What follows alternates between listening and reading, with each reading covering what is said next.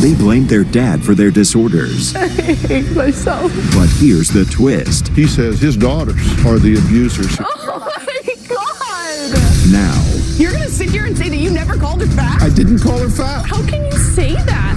they confront their parents. He backhands your daughters. Do you excuse his behavior? No. Let's do it. Have a good show, everybody. Here we go. This is a safe place to talk about hard things. Stand by. We'll count you down. I'll try to be an emotional compass and point you in the right direction. 5, 4. I am not giving up on you.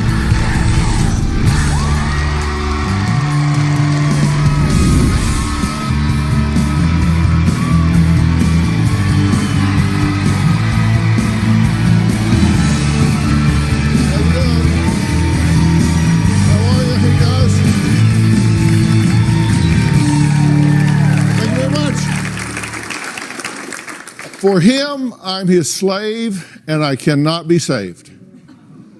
Do as he tells, as I live in this hell. Your cold heart brings me this sadness, but I must obey this king of darkness. These dark and haunting words were written by one of my guests today, Riley. Sadly, this is not a fictional character she's talking about. She's actually referring to her own flesh and blood. Her dad, Leonard. Now, Riley and her sister, Lene, claim their father was so abusive they lived in constant fear of him. They say their mother, Susan, made excuses and watched her husband damage her daughters year after year. Growing up, my childhood was ridiculously excruciating because of my father. He was terrifying, he was loud, he was big, he threatened us, and he made sure that we feared him. I was terrified of my dad when I was growing up. He used to call me a fat bitch, a fat bitch. I hated him so much. When I was 4 years old, I was in preschool. One girl pushed me, and I got very angry and pushed her back. And I remember being terrified, begging my preschool teacher, please don't tell my dad. He came, and as soon as we got in the van, I was thrown around the van, hitting the sides of the van. There was one time where he was driving me to soccer, and I went to change the radio station in his car, and that set him right off. He backhanded me and hit my head, and I remember it hit so hard against the window, it like bounced off the window. He would say that I've shamed the family because when the school saw bruises on me in grade 7, they called social services. After social services were called, 100% the verbal abuse got much, much worse. He would call me things like a whore, ugly, stupid. He would call us. A week ago with Riley, I went to my parents' house for her birthday. We were eating dinner, and I burped. My dad started screaming and yelling, "You're a pig." It just was so wrong. In grade 11, it was around Christmas time. My dad said that he wished the day I came home from the hospital that he could throw my infant body into the brick fireplace in hopes that my head would smash and my guts would pour out. It's scary when a 280-pound man is coming at you and yelling and saying he's gonna hurt you. When you're 5 years old, it's like a monster's coming to kill you. Well, in fact, Lene and Riley both say they developed severe disorders because of the toxic environment they grew up in. My dad destroyed my self-esteem. My dad would always tell me that I was fat, and it just made me feel so bad about myself. He used to call me a big extra because it used to be a McDonald's hamburger, and I used to like to eat that. My dad would always just say, you know, you're too sensitive, get over it. When I was 15 years old, I started purging my food. I lost over 65 pounds in about an 8-month period. When my dad first found out that I had an eating disorder, he said to me, don't puke in my house, puke out in the backyard like the animal that you are. I do still struggle with my weight. He was without a doubt one of the main causes for me developing an eating disorder. Growing up, the verbal and physical abuse made me feel like I was nothing. The abuse from my childhood has made me unstable and insecure. My dad was a control freak. Everything was on eggshells all the time. As soon as someone yells, I just go off the handle because I can't handle it. I was crying all the time, starting fights all the time. I called my dad an idiot, throwing things, having hysterical attacks. In January of 2013, I finally went to my family doctor. I was diagnosed with borderline personality disorder.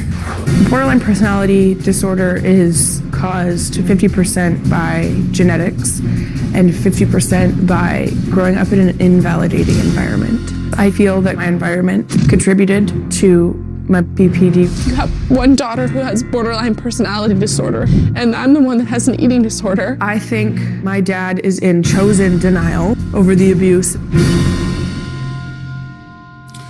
Okay, clearly, you both feel that you grew up in a toxic environment, right? Were you hurt by your father? Yes. Mentally? Yes. Physically? Yes. Emotionally? Yes. Were you hurt by your father? Yes. Mentally? Yes. Physically? Yes. Emotionally? Yes. And it left residual with both of you. Yes. Right? And not only do you have tortured feelings about him, it's affected the way you relate to other people, correct? Yeah. It's changed who you are in the way you relate to other people, right? Including the way you relate to yourselves. Yeah. Yeah. How do you feel about yourself as you sit here today? All filters off. I mean, just be honest. How do you honestly, when nobody's looking, nobody's listening, and you're being honest about yourself, how do you feel about yourself? I hate myself. What do you say to yourself about it? That I'm disgusting, that I'm fat, and I'm just, it's never gonna get any better. And you believe that comes from all the messages that have been written on the slate of who you are? Yes. Do you agree that that's where Yes. this comes from? Yes. Have you been toxic in her life? Yes. And have you been toxic in her life? Yeah. So in addition to the toxic things that have been piled on each other, it's caused you to turn on each other. Yeah. Well said. Okay. My sister and I have never had a relationship. Lene has been mean to me ever since the day I was born. I had acne. She called me Zitty. I hated my sister when I was growing up. We had lots of physical and verbal fights. Punching, hitting, name calling. She will say, I hate you, I hope you die. My sister used to hit me and beat on me until I grew up, and then I started throwing the first punches. I have a scar on my arm from a fight that we got in where she ripped my skin open. She would manipulate me. My sister would always say, I'll give you a ride, but you have to give me $20. When I was 13 years old, I was in the kitchen and I was using the toaster, and my sister had come in. She said, turn it off. And there was a knife, and she grabbed the knife and she said, people should be nice to people who have knives, take it out. Just 6 months ago, my mom, my sister, and I went on a trip to New York, and she punched me in the throat. She looked at me and she said, I'll kill you. She has only given me a hug once on my birthday, and it was forced by my parents. One of the biggest fights that we had, she got a knife and she started to carve into the door, die bitch. She lied. I have never carved die bitch. I never carved a word. She lies about a lot in order to make me look bad because she hates me. Lene claims her father, Leonard, has called her unbelievably horrible things. Some of them we can't even say on television. You can fill in the blanks. And you've been around for this, right? Oh, yeah. So you're witness to this. This isn't just some delusion on her part. No, it's not a delusion at all. Then we go to yours, and you have your own list: whore, slut, TPP, and that's short for Trailer Park Pig. You came to fear him. Completely. You said there was a time when you were with a boy that really forced himself on you in a horrible way. Yes. And you actually chose to stay with him rather than go home. Yes. You would rather stay with someone that raped you than go home and be with your father. That's how I felt then, yes. I hate that for you. Thank you. You believe you're anorexic and bulimic, and you fight that to this day. Yeah. Does your father know this? He does. He's always known, and they've just kind of ignored it. Riley and Lanae's father, Leonard, tells a totally different story. In fact, he says his daughters are the abusers here. Oh my God. He says they attacked him first. We're going to let him tell you himself. We're going to meet him after the break.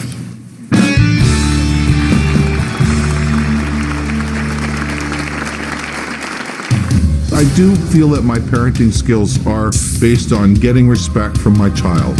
Sometimes if you didn't pick up your toys, you'll know why I'm mad, because I've told you 3 times. You must respect father. I'm not the bad guy. My entire childhood was like walking on eggshells around my dad. I never wanted to hug him. I never wanted to say, I love you, Dad. I hated him. I hated him so much. Lanae and Riley claim they're permanently scarred because their father Leonard's alleged abusive behavior. Now, Leonard says he was a good dad. I was a good father. I don't think I was overly strict. In the beginning, Lanae was the instigator. She could be a little disturber. If you're going to do something wrong, you're going to pay for it, right? If Lanae would be rude at the table, I'd say, don't be stupid. We've been verbally abusive to each other. Riley's been a little bitch, and Lanae's been a little bitch too. I've said that before. I do feel that my parenting skills are based on getting respect from my child. Sometimes if you didn't pick up your toys or something, right, you'll know why I'm mad, right? Because I've told you 3 times. You must respect father. I've smacked them before, and I spanked them. I haven't bruised them. There was no broken bones. Lanae had a red mark on her bum once, and there was never any hospitalization. My daughters are very sensitive on all issues. I never called them fat. I'm a person that'll tell a joke. When McDonald's came out with a hamburger called the Big Extra, Lanae loved it. I think at one point I said, let's go get a Big Extra. I'll call you Big Extra. It is supposed to be funny. I believe that I am a good father for the fact that I've hung in there through thick and thin. No matter what, I have no regrets of what I did with my children. I'm not the bad guy. Leonard, you've been watching the show so far. Yes, I have. Right? And you've heard what they've had to say. Yes, I have. Let me first ask you to react to what you've heard thus far. Some of the names that they've said on the screen that I saw, I don't even know where they came from, right? I've never seen that before, right? The only thing I've ever said is Big Extra. I've never called them fat. Never, ever, right? I haven't done that. They hear something, but it's not from me. How can you say that? My whole life you called me fat. Every argument we ever got into, you would call me Dad. fat. Every single one. You don't remember because you get so angry that you don't know what you're saying. I didn't say it, Lanae. You're lying. Oh my God. Oh my God. We're here to help our family, Dad, and if Yes, you're we not are. going to be honest, Yes. then there's no point in being here. You're going to sit here and say that you never called her fat? I didn't call her fat. Okay. I called her Big Extra. This family is sick, and you're part of the sickness. Okay? Here's what they say. According to Lanae, there was constant yelling, slapping across the face regularly. She says at 4, her first memory of you was that you beat her after she accidentally hit the babysitter while playing. At age 12, that you kicked her hard with steel-toed boots for running away from you. At age 15, you backhanded her so hard that she hit her head on the car window for changing the radio station in the car while you were driving, that you called her horrible names. According to Riley, she remembers at 3 being beat in the back of a work van, maybe using some type of tool. This was after she got in trouble at preschool for being in a fight with another child. And she begged them not to tell you because she knew what would happen, but they told you anyway, and you put her in the back of the work van and beat the hell out of her. At age 12, she told a counselor what was happening because they saw bruises. You said she shamed the family for reporting the abuse, and after that, the physical abuse greatly lessened and the verbal abuse went through the ceiling. At 13, after an argument with her sister, you grabbed her hair, pulled her from the bed onto the floor.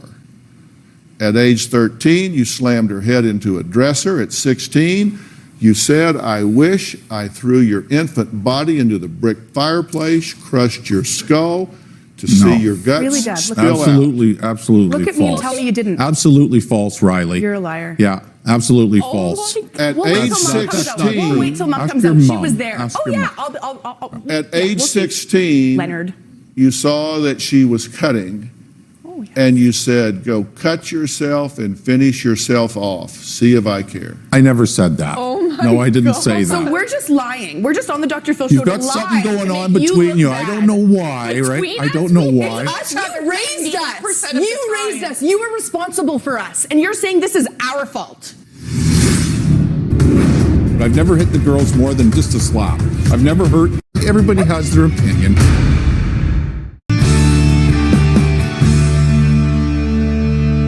Is there anything on that list that's true? I'm slapping her when she turned the radio on. She turned it up full blast, right, without asking, and it blew off. And I told her you can't do that, and I did smack her. Her head never hit the Okay, window. wait. That doesn't sound like a lot when you say it real fast. But you said I did slap. I did slap her, right? Yeah, I did slap her. But you draw the line on her head hitting the window. That didn't happen. That never happened. I've never hit the girls more than just a slap. I've never hurt them. Did you say this, and I quote, "I believe she's bulimic or something, I don't know." No, I don't remember saying bulimic, right?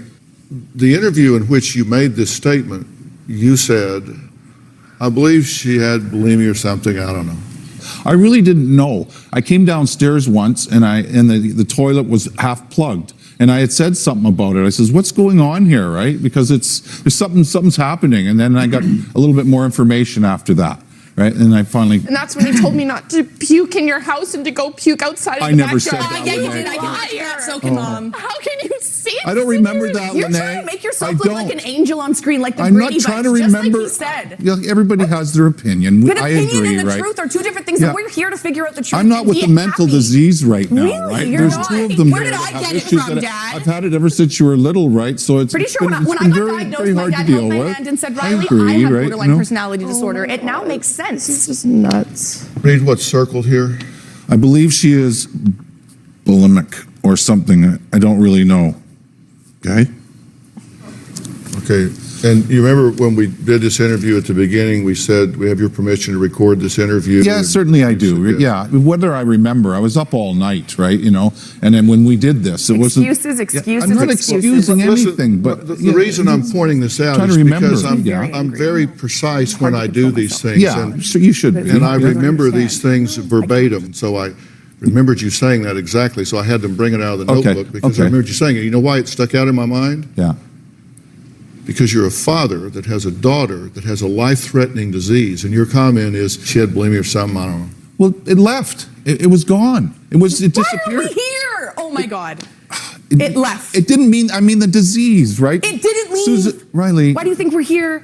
I didn't know, right? I'm not educated care. in That's what it was. If you'd cared, you issues would've like that. asked. But I'm not educated Well, that you way. should I have. don't You know. should have been educated. You should have cared enough to try. I do want you to learn some things while you're here. Oh, certainly that's why we're here. And right? one of the things that I also want you to know is when you backhand your daughter in the car, It's totally wrong. that's abuse. That's abuse. Yes. That's abuse. That's actionable abuse. Yeah. So the question is not have you abused your daughters, the question is how often and how severely. But you have abused your daughters, that's clear. It's evident to me here that you have also been abusive in terms of neglect. What do you mean by that? Well, Neglect. I believe she's bulimic or something, I don't know. Oh, not paying attention to that. Yeah, I would think that would be I think so. negligent for a parent to have a child with a life-threatening disease. And if you have said to your daughter who is cutting, which is a severe reaction to anxiety and pain, tell her, you know, just go finish yourself off. I don't remember saying You that said at all, stuff right? like that all the time. time when you would get angry. That's the I don't problem. recall that at all. You know what, Dad? I personally don't. feel like you blocked it out don't. because it hurts you to know that you've hurt us. Oh, I love you, right? Well, I know I you love you us. very dearly. And what kind That's of why I'm person here. would want to do that to them? But you know what? You need to open up to the fact that this stuff did happen, even if you don't remember it, because we wouldn't make it up. We wouldn't. Look, this is a family dynamic, as I said. We're not here to throw you under the bus. The reason you're getting so much focus here is because you're running backwards so quickly. And I have to say one last thing before we go to break here. I know some family practitioner stepped up and told you that you were a borderline personality disorder. I've not done proper evaluation, psychometrics, and diagnostic procedure on you, but the good news is I don't think that's even almost the case. Really, Thank you. I really don't. Yeah, It's a lot to me. that's the good news. We'll meet Leonard's wife, Susan, who believes there's a logical reason for his alleged abusive behavior towards his daughters. She says that he had tendonitis and pinched nerves, which would make anybody irritable, according to her. We'll hear more about that when we come back.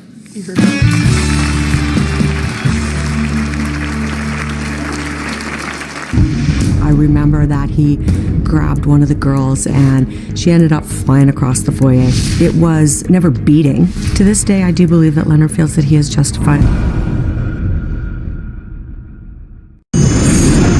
My mom was the peacemaker in my family. She would always try to be like the calm after the storm.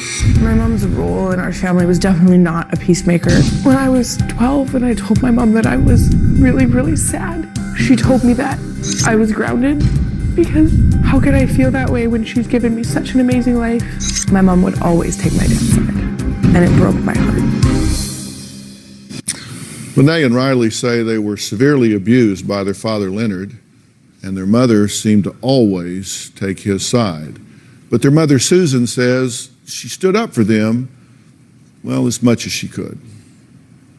I have always tried to keep the peace in our family because our house was always in constant chaos. There were times where Len was physically abusive to the girls. Smack. There was a couple of times where it was more than that. It was never beating. I believe that there are times that Len has gone too far. On one occasion, I remember that he grabbed one of the girls and it was on tile floor in the foyer and she ended up flying across the foyer. The verbal abuse was definitely the most damaging. Sometimes I took the kid's side and sometimes I took Len's side. I know it sounds like an excuse, but Len is in a lot of physical pain. Leonard has stenosis in his neck and back. He's got nerves that are being pinched off in his lower vertebrae. Leonard's pain definitely causes him to be on edge. To this day, I do believe that Leonard feels that he is justified, and I believe that it is a huge bone of contention. If we don't fix this, we won't be a family anymore. Well, Susan, I'm glad you're here. You said on your tape, I've always tried to keep the peace. Peace at any price is no peace at all. Yes. So what do you have to say? Our family needs help.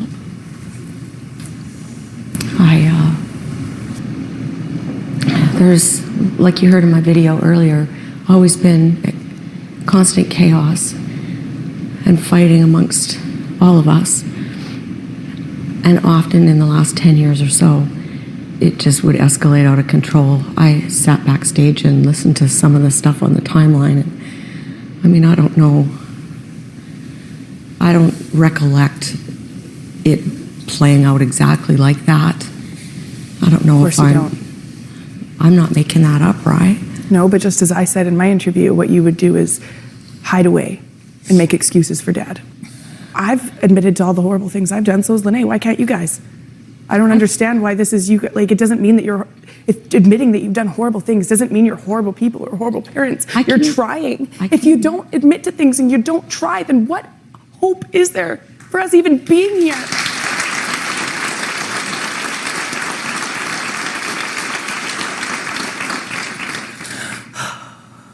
Okay, what is it that you think that I'm... You were there when Dad said that thing about me, my infant body being thrown in the brick fireplace, and you and I have talked about that. Not infant.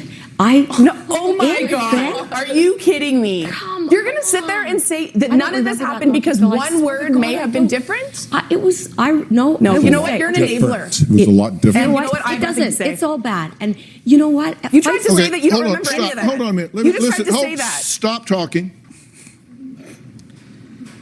Is there any context in this family in which this man said he wished he had thrown a child into a fireplace, smashed its skull so its guts would spill out? Never. At any age, in any context, were those words ever spoken?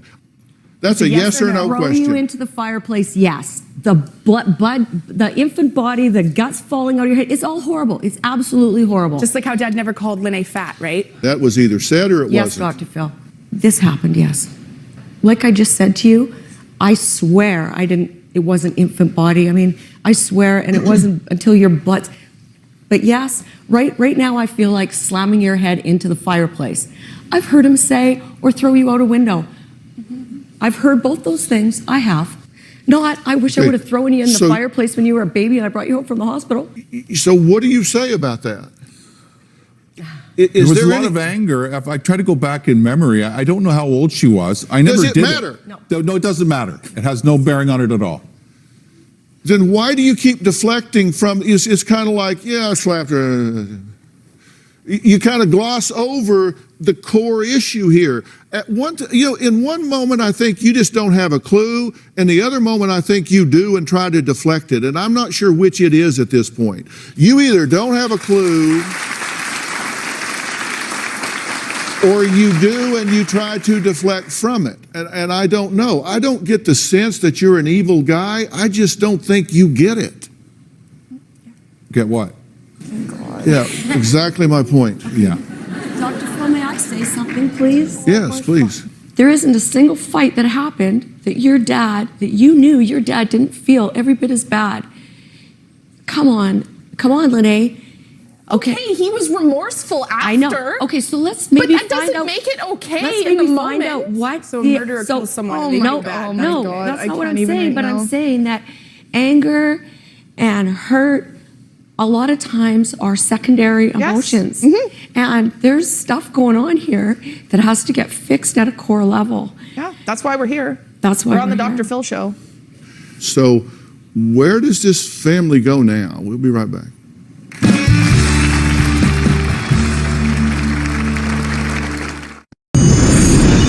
I started cutting between the ages of 12 and 13. I would cut myself horizontally on my wrist. It would be scissors. I would cut so there would be blood. I'd watch the blood pool together and form balls of blood on my skin and then drip down. I would feel relief after I would cut myself because it was like a weight was lifted.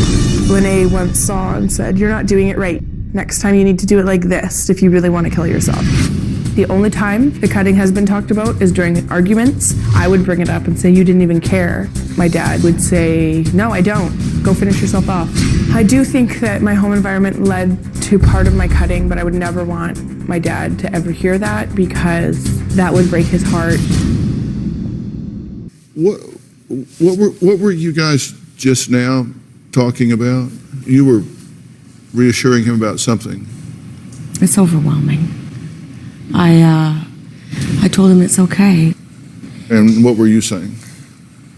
It's Just over-exaggerated. there's an over exaggeration here, right? This is blown up way bigger than it is. I'm not the greatest dad in the world. I agree. I'm not perfect, but I ain't no ogre, right? So I don't know how else to defend myself.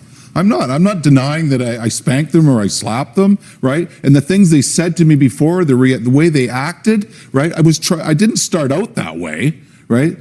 For every action, there's a reaction, right? And it's not always the right thing to do. But the intention was to bring them to respect for their father and their mother. But as right? parents, it's our job to nurture our children. And we obviously majorly failed. And I always kept trying to hope we could get there. But you know that you've thrown around this concept of respect, but I can tell you that whether you're at home or whatever, when you talk about respect, you command, don't demand respect. I agree. And it's never too late in a family. Parent, it's not just a noun, it's a verb. It's not just something you are, it's something you do. You have to do it differently than you've been doing it here. I tried to have everyone get help numerous times, and this one, Lene, and this one, Leonard, wouldn't have anything to do with it You ever. sat there and said, our job is to nurture these children, but yet you sit there and he backhands your daughters and calls them a fat pig, and you say, well, he's got a nerve that's pinched. I didn't say that. You Okay, not in that context. You are the mother here.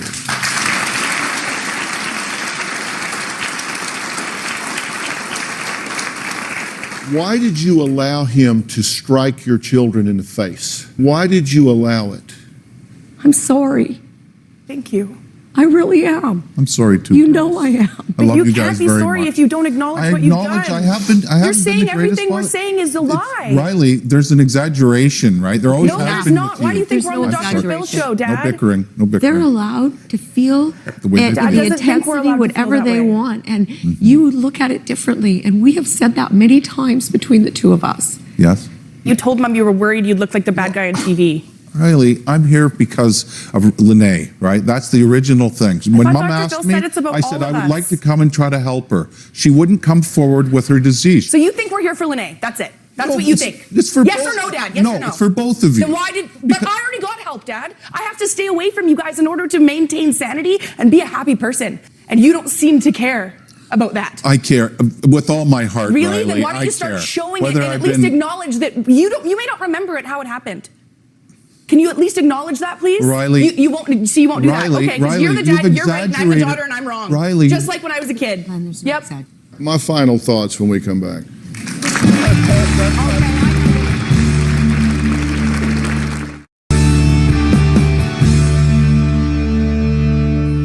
You two, as parents, have a job when these kids are growing up, and it's to create an environment where these children feel safe. If they're scared, instead of venturing out, they start turning inward.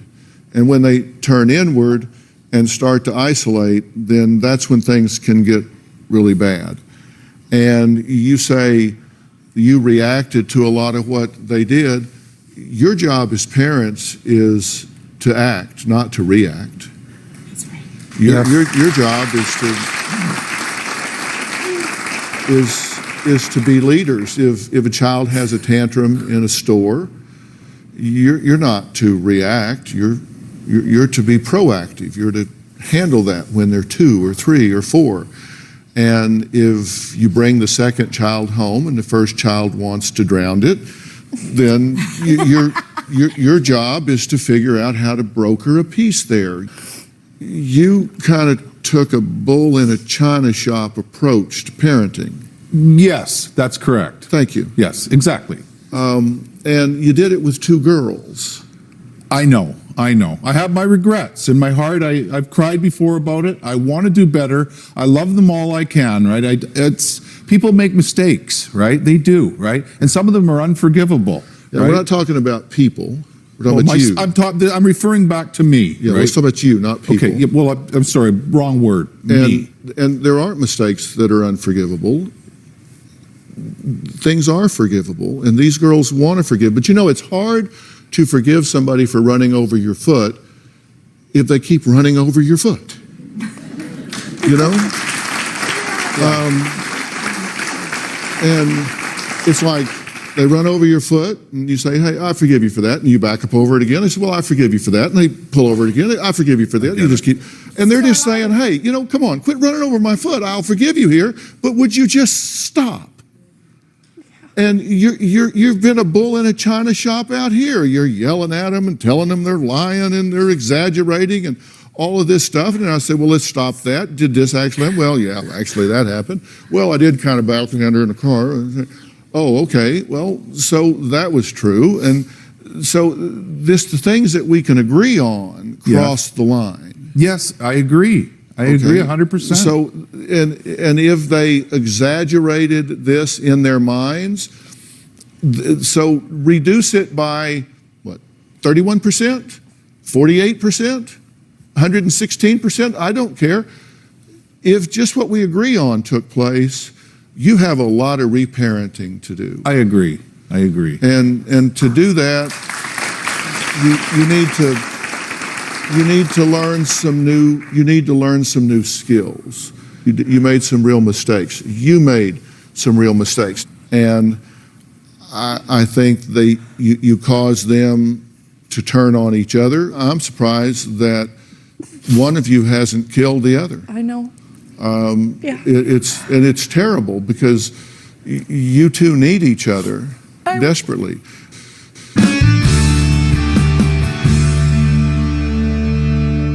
I think there are two things here. I think you have locked onto a label of being a borderline personality disorder, and that's just simply, in my opinion, not true. And I think people live to labels, and I think you're being very harsh with yourself in that regard. I think you are in acute distress right now. I asked one of our top-level resources to come here today. Her name is Kathleen Parrish. She's here from the Cottonwood Organization, Holistic Behavioral Health Treatment Program. And they have been doing this for over 25 years. Kathleen is right here. Kathleen, you've studied the situation. We've given you the facts. You think that you guys can be of some help with her? Yes, absolutely. You know, Lene, life sometimes gives us things we don't want and some things that are painful. And then sometimes it gives us an opportunity to heal. And right now, life is giving you that opportunity to heal, and I hope you take it. This is something I want to do with you, not to you, and I would like you to sit down with Kathleen and let's talk about this backstage. Can we do that? We can talk about it, yeah. Okay, I think we would do that.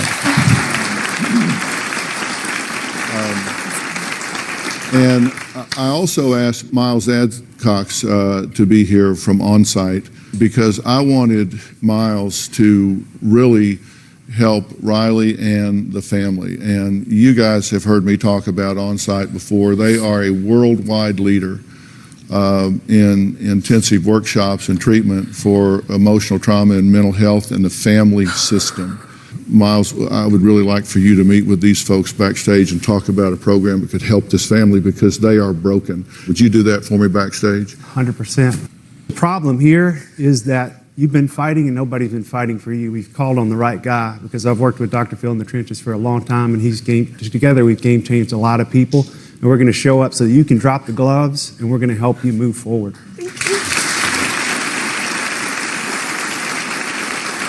So Riley, we want to really help you with this. So you can learn more about On-Site at onsiteworkshops.com, which can be found on the resource page at drphil.com. To weigh in on today's show, log on to drphil.com, share your thoughts on our message boards,